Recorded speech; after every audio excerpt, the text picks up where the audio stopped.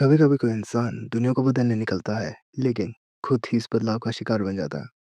Light Yagami एक ऐसा नाम जो एनिमे की दुनिया में सिर्फ एक कैरेक्टर नहीं, एक आइडियोलॉजी बन चुका है। कीरा एक इंसान, एक इंसाफ का देवता, या एक ईगो से भरा हुआ शैतान। आज हम उसके कैरेक्टर का एक एक पहलू समझेंगे, उसके इरादों को, उसकी सोच को, उसके डिसीजंस को डायसेक्ट करेंगे। क्या लाइट सच में इंसाफ चाह रहा था, या सिर्फ अपना नाम अमर करना? लाइट यागामी एक ब्रिलियंट स्टूडेंट, हर फील्ड में टॉप, सबका फेवरेट, एक ऐसा बेटा जिसको हर माँ बाप चाहे, पर उसके अंदर एक बेचैनी थी। दुनिया को देखकर, सिस्टम को देखकर, क्राइम, करप्शन और लॉ का मजाक उसको बर्दाश्त नहीं था। जब उसके हाथ डेथ नोट लगती है तो पहले ही पल में वो समझ जाता है, ये किताब सिर्फ एक मीडियम नहीं, एक पावर है, एक बदलाव लाने का जरिया। और वहीं से उसका सफर शुरू होता है, एक सेवियर बनने का।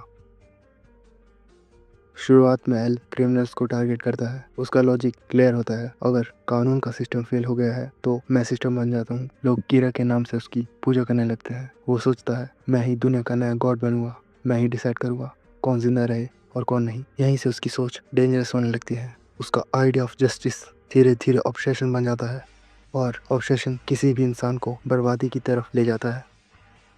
फिर स्टोरी में आता है एल, एक और दिमाग जो लाइट से कम नहीं। लाइट और एल की टकरार सिर्फ दो लोगों के बीच नहीं होती, वो दो सोच, दो तरीके, दो आइडियोलॉजीज की टकरार होती है। एल सिस्टम पे भरोसा करता है और लाइट सिस्टम से ऊपर उठ चुका होता है। लाइट के लिए हर डिफीट उसकी ईगो पर चोट होती है। एल उसके लिए एक दुश्मन नहीं, एक रुकावट बन जाता है, और रुकावट को मिटाना एल का तरीका है। एल का सबसे डेंजरस वेपन था उसका दिमाग। उसने मीसा को कंट्रोल किया इमोशनल लेवल पे, रैम को मैनिपुलेट किया एल को मारने के लिए। अपने बाप जैसे ईमानदार आदमी को भी अपने मिशन का हिस्सा बना दिया। उसने अपने इमोशन तक को साइड में रख दिया सिर्फ प्लान के लिए। डेथ नोट उसके लिए एक हथियार था, लेकिन ईगो और सुपीरियरिटी कॉम्प्लेक्स उसका असली पॉइजन बन गया। लाइट का मतलब होता है रोशनी, लेकिन उसकी कहानी सिर्फ अंधेरा ले आती है। वो दुनिया से क्रिमिनल्स हटा के पीस लाना चाहता था, लेकिन वो खुद एक साइकोलॉजिकल क्रिमिनल बन गया। उसका डाउनफॉल ग्रेजुअल था पर सर्टन था, और जब उसका एंड आता है तब वो न गॉड दिखा देता है न हीरो। वो सिर्फ एक इंसान होता है, हार चुका, थक चुका और सब कुछ खो चुका। लाइट सिर्फ एक कैरेक्टर नहीं था, वो एक सवाल था। क्या अगर किसी के पास अल्टीमेट पावर हो तो उसका सही इस्तेमाल करेगा? कीरा का कैरेक्टर हमें ये दिखाता है कि नीयत चाहे अच्छी हो, अगर तरीका गलत है तो अंजाम कभी अच्छा नहीं होता। लाइट दुनिया को न्याय देने निकला था, लेकिन वो खुद सबसे बड़ा जज, जूरी और एग्जीक्यूशनर बन गया। और उसके खिलाफ खड़े होने वाले लोग, चाहे वो एल हो या नियर, उसके इरादों की सच्चाई समझ गए थे कि वो खुद न्याय की डेफिनेशन को तोड़ रहा है। लाइट यागामी की कहानी एक ट्रेजेडी है। एक ब्रिलियंट इंसान जिसने सोचा कि वो दुनिया को बेटर बना सकता है, लेकिन वो अपने ही हाथों से सब कुछ खत्म कर बैठा।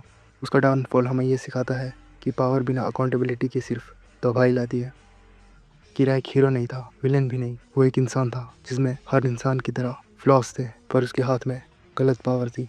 कीरा के साथ हमने देखा कि सबसे खतरनाक लोग वो हैं जिनको लगता है कि वो हमेशा सही हैं। अगर तुम्हें ये ब्रेकडाउन थॉटफुल लगा तो वीडियो को लाइक करो और कमेंट में बताओ, क्या लाइट को जस्टिफाई किया जा सकता है, और क्या तुम उसकी जगह होते तो डेथ नोट का क्या करते?